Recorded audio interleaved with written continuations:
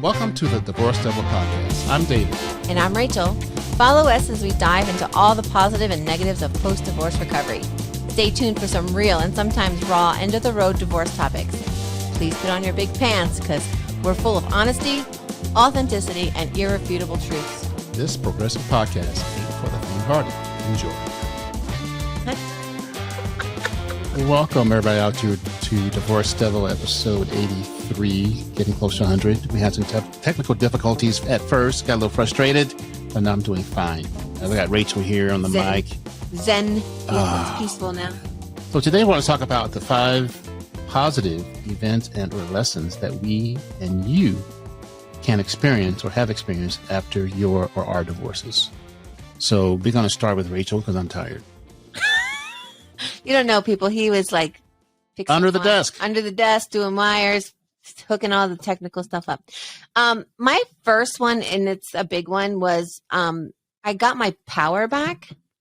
A lot of times in a marriage, we start to identify with the roles that we lead. So like, I'm the mom, I'm this one's spouse, I do this, I do that, whatever. I don't think I knew who I was until I was going through the divorce process. I always knew I like had good friends and my friends liked me for who I was. And, you know, I'm the school nurse. I'm the this, I'm the girl from Jersey, but who was I and who am I? And who are you? Yeah. Who are you in without all those little side note things or those little, are you? Who? I don't know that one, David. I'm way younger. The who? I'm not. The opening credits to CSI? Oh, that's not the right tone, David.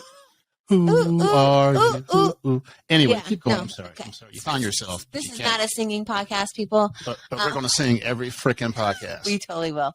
So yeah, learning how to get your power back and how to figure out your worth and your value in other settings than in just a marriage. So I had to learn that I have a voice, and just because I didn't agree with something that my ex says doesn't mean that I can't still have a conversation with people who are open-minded or willing to listen. And it was really like, again, taking back my power and not really knowing what my power was until I was like, you know what?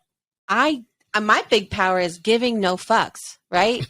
Is that like my ultimate power? And that is your ultimate power. I mean, I've always had no filter, but I also did filter around certain people. If we could get like a Power Ranger belt, it's going to say "giving no fucks." Yeah, absolutely. Yes, I like a sash or a crown. I just did a crown, like a no fucks crown. Yeah.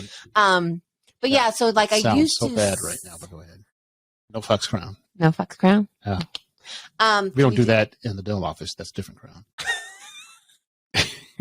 Silver crown or I can't even talk. But yeah, so I always said like I don't have no filter, I don't care. I actually did have a filter and had to have a filter because if I actually said what I felt, I probably would have been divorced a lot earlier. A lot longer. Well, it's 2 years now. I wouldn't be divorced. I wouldn't be going through the 2 year stuff now. But yeah, so I think learning that we're all individuals and we got to get along in the world, and you shouldn't have to filter yourself, especially in your marriage. Or, people in your life because of your marriage, like in-laws and stuff like that. You really need to know like what your superhero power is. And again, mine, I like to say now is like, I honestly don't care what people think of me. I'm going to still be the same person I am. This podcast. Obviously. Yeah, obviously. And that's a hard thing to do because especially in our society, everything is how you look or how you speak or how you act or how you do this. And, do you want more likes? Or do you want more followers? Do you want this? Blah, blah, blah. Right. Who fucking cares if someone that's not even in your life is upset that you posted something or you said something or you did something or you made a comment about something or how you feel? You're allowed to feel however the fuck you want to feel. And the other thing is, if I feel a certain way, I am not pushing that on you. You don't have to have no fucks. You don't have to have no filter. You don't have to think how I think or feel what I feel or have an opinion. But you must respect my no fucks. Yeah, and I don't even care if you fucking respect my fucks. I'm going to say them anyway. Don't fucking care if you don't respect my fucking fucks. fucks. No, my fucking fucks. That's our new theme. Yeah, no fucking fucks of the fucking fucks. No, you must respect the no fucks. Yeah. And again, well, But if you don't, I don't care because I'm going to call you out for the disrespect. Because But if you don't care, why are you going to call them out? If you're rude if to you're me, gonna don't care, why are you going to call them out? okay, you're right.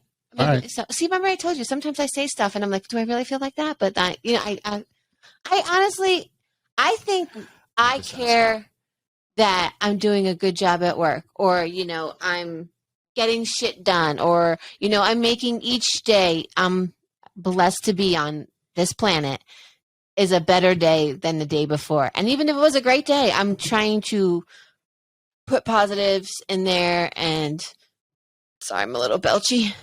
I was going to cry. I'm sorry. No, Thank God. I had to burp. You haven't cried in a long time.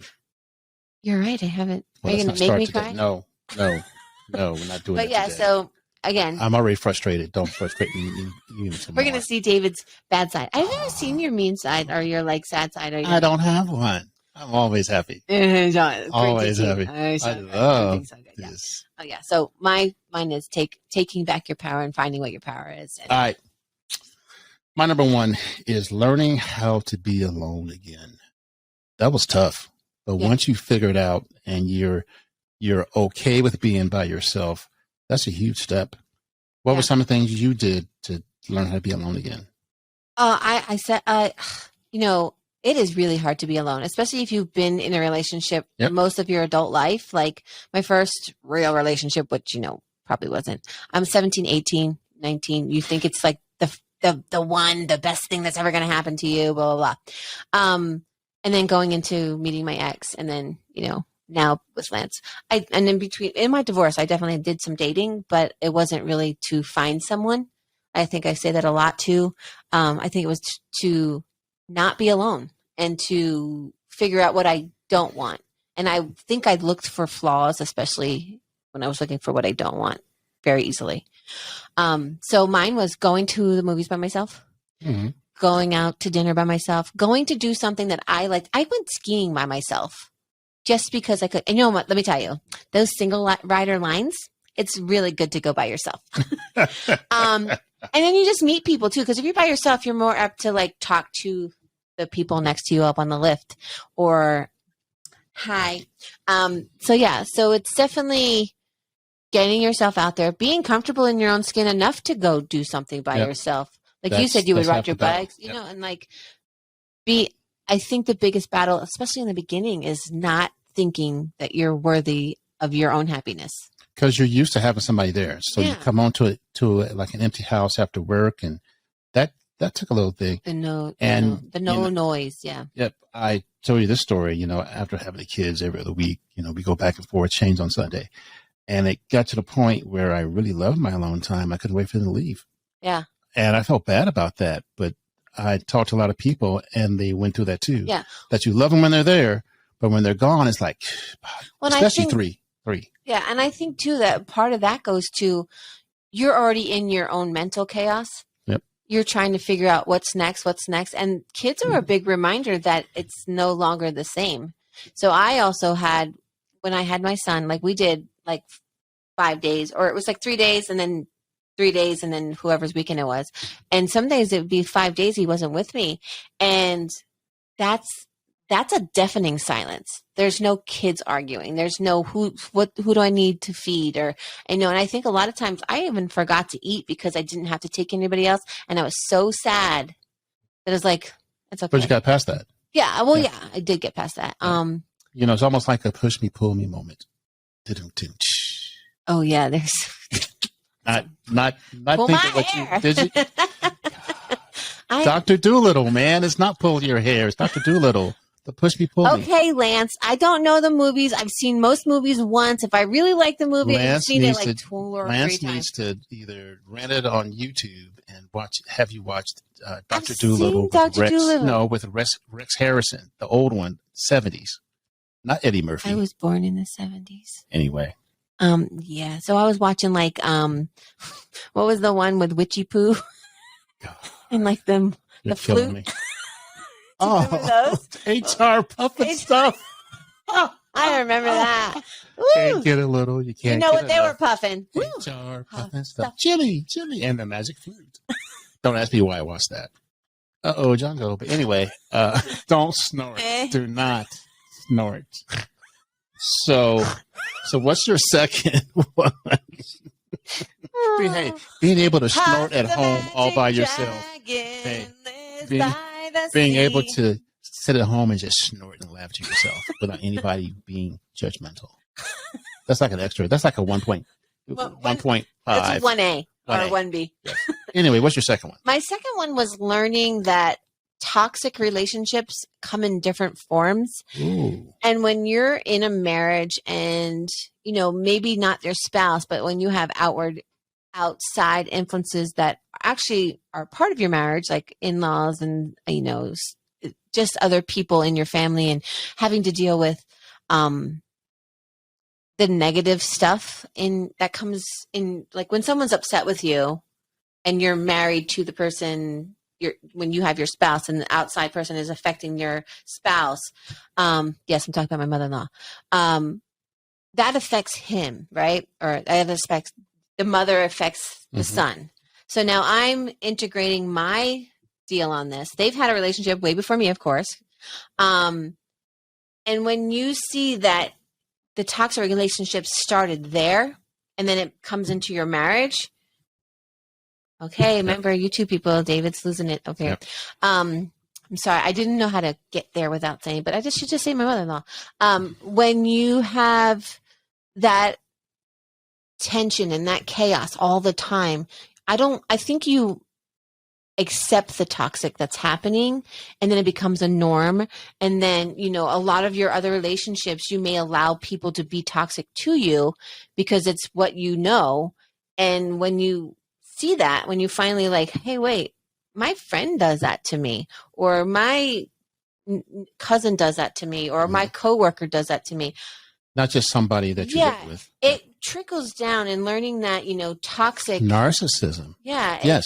Narcissism. Learning how to identify it. Well, we learn too, like narcissism comes from something else. So like if you had a narcissistic parent or, sibling or whatever, you definitely are affected by it, and mostly how you react to it. So if you've always been submissive to it or trying to make it better or trying to heal something, like trying to heal my mother-in-law and my ex's relationship was so time consuming, where a lot of times I just let her be how she was and be like, oh, that's just how she is. And then when people will say that to me, I'm like, well, why does she get to be like that? Why does she get to be an asshole to everyone and no one says anything? Because it's easier to just suffice her and shut her up than it is to deal with her crazy. But now you don't have to. So now when I see it, the second someone says something off base, I'm just like, oh, we don't have to be friends. Yep. But because I respect you enough, what can I do to help you understand where I'm coming from, or why do you feel like that? Or what did I say that made you feel uncomfortable, or that you need to be rude? Or bye, Felicia. No, and a lot of that has come down. Like a lot of people who, my general, thing, I always say, when you meet someone new, I think from the moment you meet them, you decide how much of your story you're going to share with them. So picture, you're at the grocery store and then someone like, oh, your shirt's great. I'm like, oh, cool. I went to this concert, blah, blah, blah. That's kind of like a version of people are basically stupid until proven otherwise. Exactly. Yes. And so and then if you meet someone at your kid's school because you're in the PTO together, you may connect with that person on something because, I don't know, you both like, I don't know, hiking or skiing or whatever. And then you decide, am I going to share my story in depth? And so like each new person you meet, especially going through divorce, you don't know who's your friend, and you don't even know if you want friends because you got so much chaos. You don't want to like burden anybody with your shit, but yet you need to tell somebody something. And a lot of times you want people to be neutral. So I think learning to not deal with toxic relationships and not bringing any more toxicity into your life, especially if you've healed from that. I like that. My number 2 is having a better relationship with my kids. Yeah. Being able to focus on them more, where before, you're focusing on your wife or husband, but now you have the kids. And so you can focus on them and yourself and just be static with that. And I think the relationship turns out better. Well, and I think too, when I was going through my divorce, a lot of things I had to do with my kids because my ex worked like all over the world. Or he worked really long hours, or I would work night shift. So a lot of times they were going to bed. So it was like I would do the day stuff with them, school, all this other things. So I always felt bad because he missed out because he was, working so hard. Well, when he had to be so responsible for him, he's like, I missed out on so much. I need to do better. And I think that's why we have a good communication and we are able to have conversations about things, because he's like, kids. I didn't know what my kids' favorite, color was, or how they like their eggs, or I mean, he was a great dad, and on the weekends it was all the kids, like definitely was doing that stuff. But the day to day, like, one likes chocolate milk, one likes strawberry milk, one likes so you learn. So learn it's the hard way. It's almost like trial by fire. I didn't know he was allergic to this, or I didn't know that this affected his skin, or, just all the little things that one partner or the other knows more about the kids. And when you have them and you're now 100% responsible for them without help, it's a big blindsider. Like, my son would talk about video games that him and his dad would play, and I'm like, what?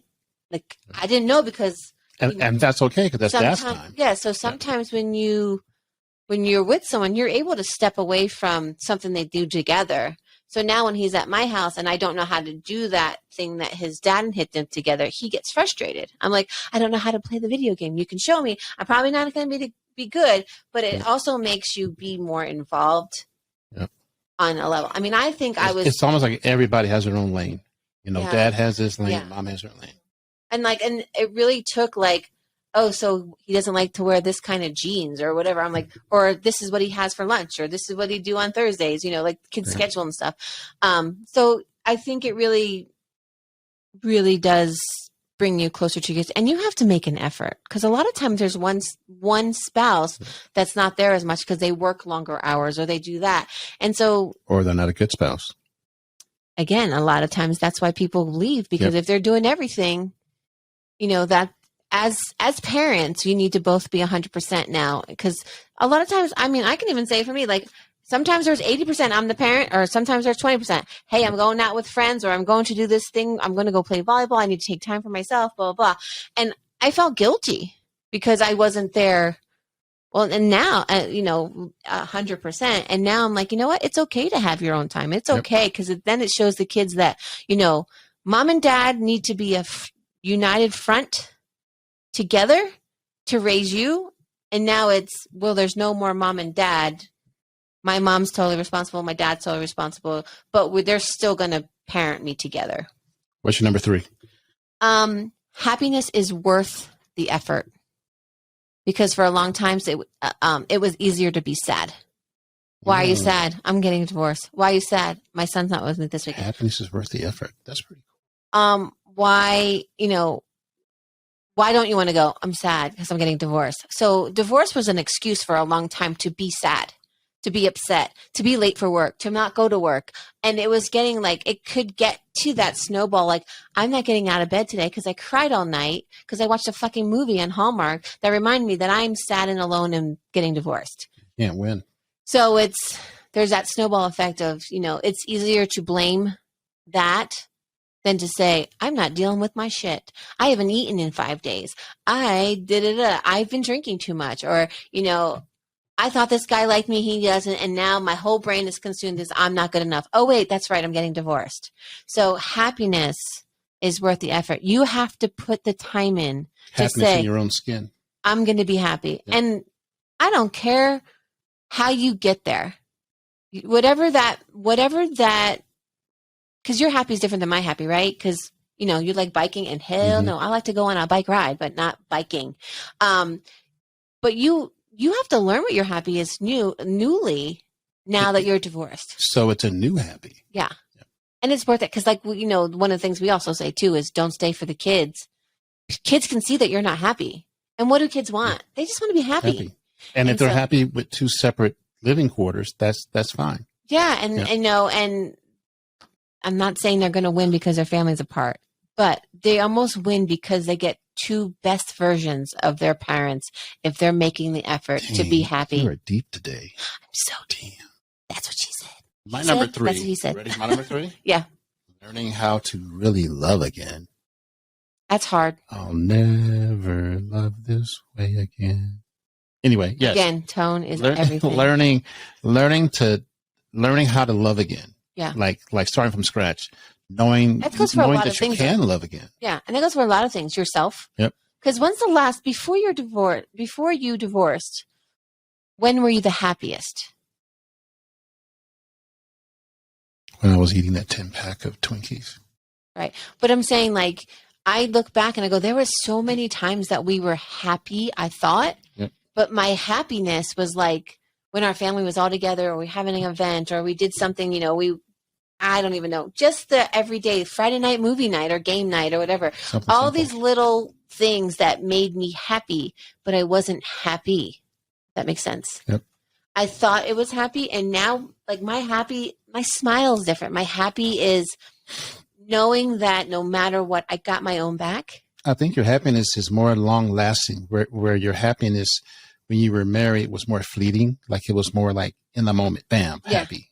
Okay, that's over. And it's okay to have levels of happy too. Like, not every day you're going to Disney World, right? Yep. There's, be happy in your job, be happy in your friend circle, be happy being alone at home. Exactly. Yep. Be happy knowing I'm in a better place because I made a decision, and it's going to be positive, even though there's shitty times, right? Even though there's shitty things that come up with it. Perfect. But you need to say, today I'm going to decide to be happy because it's worth the effort. Number 4. That's you now. You had to do it. No, I did 3. Oh, happiness is worth the effort was mine. What's that, number 4? That was my number 3. Okay, number 4. Hello. 4. Why am I going again? Don't you need to go? No, I did. Oh, God damn it. Come on, let's go. I'm already frustrated. Come on. My other Number 4. Here's a good one. Laughter. Oh, shit. Yeah, that's a good one. Is healing. And laughter is good. Except when someone's getting hurt in an inappropriate, when people are falling downstairs or something. No, that's just funny. It's funny, but you probably shouldn't laugh, especially as a nurse. that shit's funny. Laughter is healing, and I think I've said this before too. Like, there would be times when I was by myself or with my friends out somewhere, no kids, no worries at that moment, and I felt guilty for being happy and laughing. But if you can laugh, it changes your whole being, whether it's a fake laugh through your gritting teeth, whatever. But if you can actually, I can remember the first time I belly laughed, and it was over something stupid, comparing with my girlfriend about how stupid people can be. Yep. And it really was one of those where it's okay to not feel guilty for laughing. And yes, you're going to cry again. And yes, you're going to have screaming matches. And yes, you're going to go through the bullshit. But laughter, I've seen this TikTok once, and it was a kid who was sad. And his mom's like, let's laugh it out. I know you're sad. I know you're upset, but let's laugh until we actually laugh. And they just had all these versions of ha ha, hee hee, ha ha. And it got to the point where the kid was like, I feel better. And that whole sadness that he had. And it was something little tiny, whatever. And she just had him laugh through it. And I said, you know what? She just healed his soul a little bit, whatever. By laughing. Yeah, by laughing. And we do that all the time here. We're episode 74, folks. Divorce Double Podcast 74. How important is laughter in divorce recovery? Listen to the episode. A little bit of everything. You will laugh your ass off. Your ass will be gone. Your butt cheeks will be on the floor. Can we lose weight laughing? Because that would be great. There you go. Your butt cheeks on the floor. No more farting. Boom. Gone. I don't do that anyway. Yeah. No women do. All right. What's your next one? My next one is, as I pull it up here on Google Docs, it's a version of what we said before. Being okay with myself and being okay alone. Being okay with myself with other people, being okay with myself at the job, just that whole new version of me. Yeah. Just reinventing myself. Well, I think too, when you're first divorced, I feel like people all know, you have a label on your shirt. There's a glowing sign above your head. Everything that you are encompassed says, she's getting divorced or he's getting divorced. That's not really what's happening. People are going to see what you allow them to see. And a lot of times when I was first divorced and, working in an elementary school, you have to show a happy face. Yep. Got to Even fake if it to you're make it. dying inside, you got to Fake be it like, to make it. oh, this is so great. I'm so happy to Especially be with here. kids. Yeah, I love you, kids. Yeah, and they can definitely, like I said, kids sense it. They know, like, if you're sad, if you're this, because I have kids now. They're like, "You okay, Miss Rachel?" I'm like, "Yeah, I'm fine." But Yep. if I'm on a mission, if I'm running down the hall, if I'm doing something, they're like, "You all right?" I'm like, "I'm good. Just go and help someone out," kind of thing. And just what you let them see is what they perceive. And so I think knowing. I lost my train of thought because I saw this red wire. It goes to nowhere. Wow. Don't look at the red wire, folks. Got the red wire. See? Wow. What was it talking about? She calls me a... I'm a squirrel, girl. Red wire. The lemonade kicked in. Yeah. People, you walking down the hall and people asking you, are you okay? Yeah. So, that, perception of yourself is, what am I going to present the world with? Yep. And I think present positivity. You have going through divorce or any event, any event that's a big change, moving, divorce, getting married, having kids, all these events that happen in life. Divorce is one of those that has so many different levels of stressors. But when you're done, when you're out of it, I mean, I'm only going to be 2 years out. You're going to be 12 or 13 out, right? Got it. Yeah. You really have to say, I deserve to be the best me. I deserve to be happy. I deserve to find my place now that it's a different story or I don't have to be sad all the time. I don't have to be. And it's okay to be sad occasionally. It's okay to fall back into that. It's okay when a movie triggers you or a song triggers you. It's okay to feel the feelings that you're going through. You just have to remember, okay, I'm going to be less sad this time.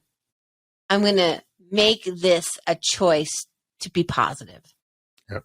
And again, divorce early on, not positive. It sucks. But if you can find any positive of, especially if you've been in a narcissistic relationship or an abusive relationship, or you did everything and, whatever caused you to say, hey, I'm not happy, you deserve to have a different role or a different, be happy. Different story.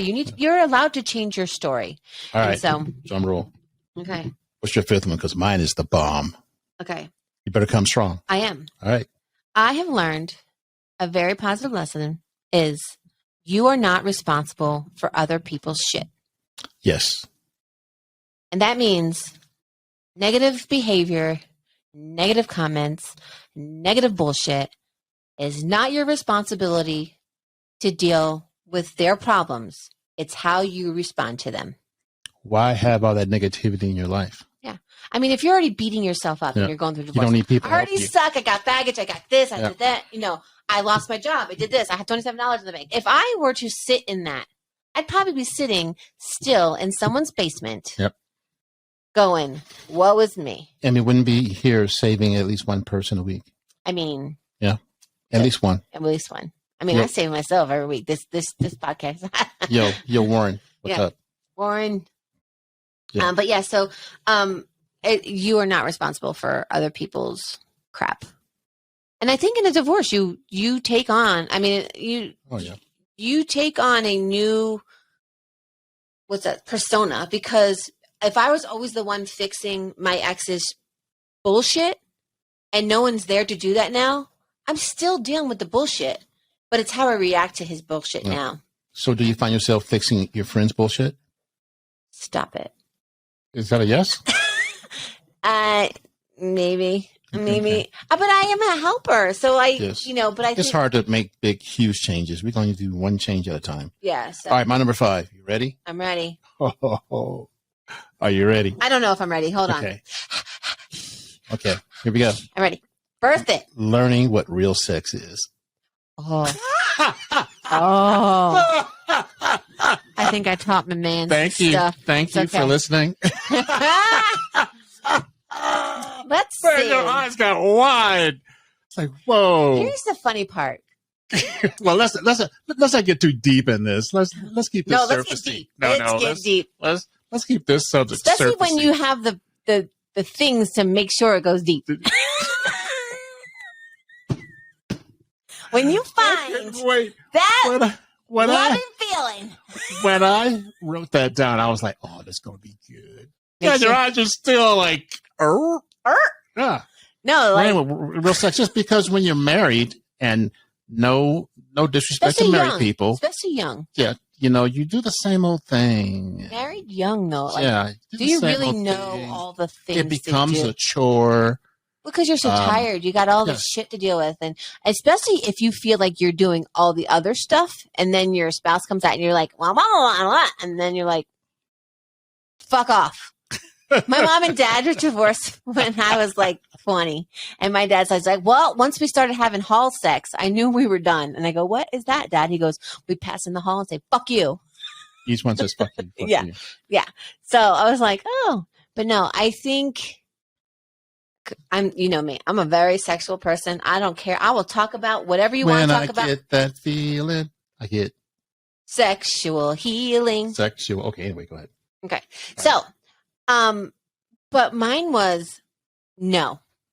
I was never the person that would say no. I was like, hey, if he's not tired, if it's this, let's go for it. Let's do it. Like, yay, that's what you're supposed to do as a married couple. Yay, cheerleader. Yay. And then it got to who's he actually having sex with? Is it, a girl from the internet? Is it this? Is it that?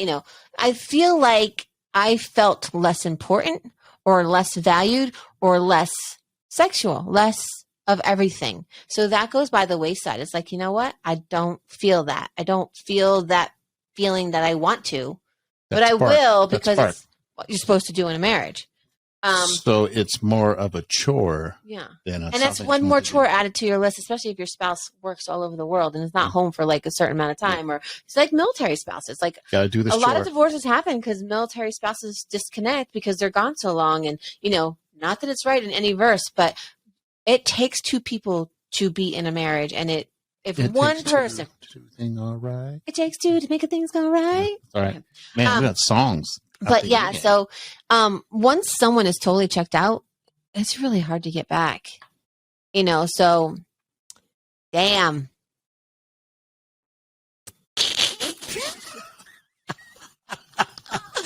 Sorry.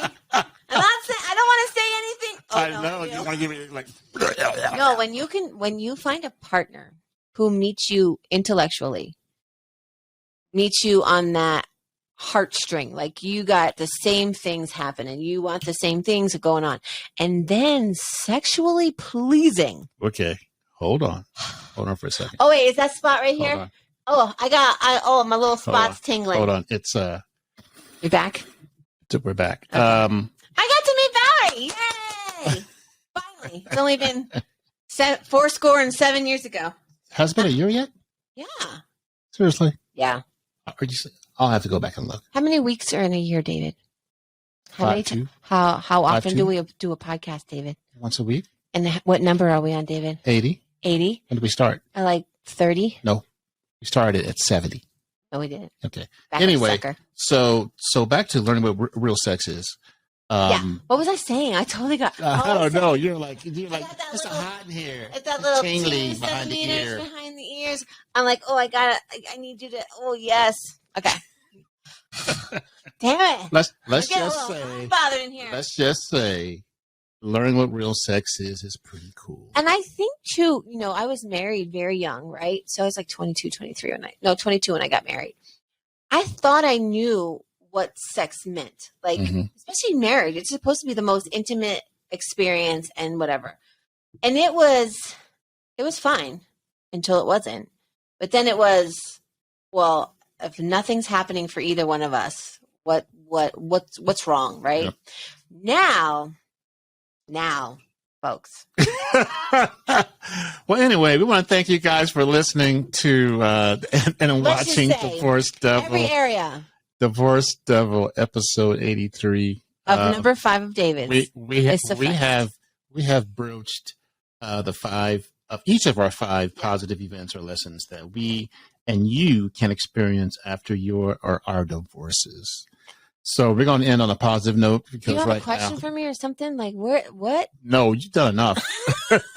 you are off the The air. other thing too is everybody's experience for divorce is totally different, but very similar in the stages. Yeah. And you just got to go through them all, and it's okay to feel whatever you're feeling. And just remember that you're getting divorced for a reason. Something's broken. Now, we want you to try to work it out. We want you to try to figure it out because divorce is really hard. Oh, yeah. But- If you can work it out, work it out. But Yeah. if not, bye, And it Felicia. takes work. I mean, you like with happiness, it takes effort. So if you want to be happy in your marriage, stay in your marriage. But if you both decide that you need to get out of your marriage, Or there's a what lot do you decide? one or two. I mean, you both have to eventually sign, right? Or not, I guess. Try to find a positive. Be happy. Find your worth. Yep. Don't let the toxic, don't let toxic relationships define who you are. And, if you just decide, hey, you know what? I'm going to react a little different today. If you delete that text that you want to say, fuck off, and you don't, and you say K, that's healing. We're back to That's K. positive. Okay. That's a great way to start. What episode was that? Communication. Okay. That was. But yeah, you definitely, you're going to have to learn your balance. You're going to have to learn you're happy. You're going to have to learn. And it really is a new learning life lesson, new journey. And whatever you're feeling is worth the positives in the end. Communication divorce. Especially number 5, David's. Episode. You want to communicate? You want to say something? Episode 81. The K word. Communication and divorce. But let's just go with that. And thank you guys for listening. And have a good night. Love you. Bye. I need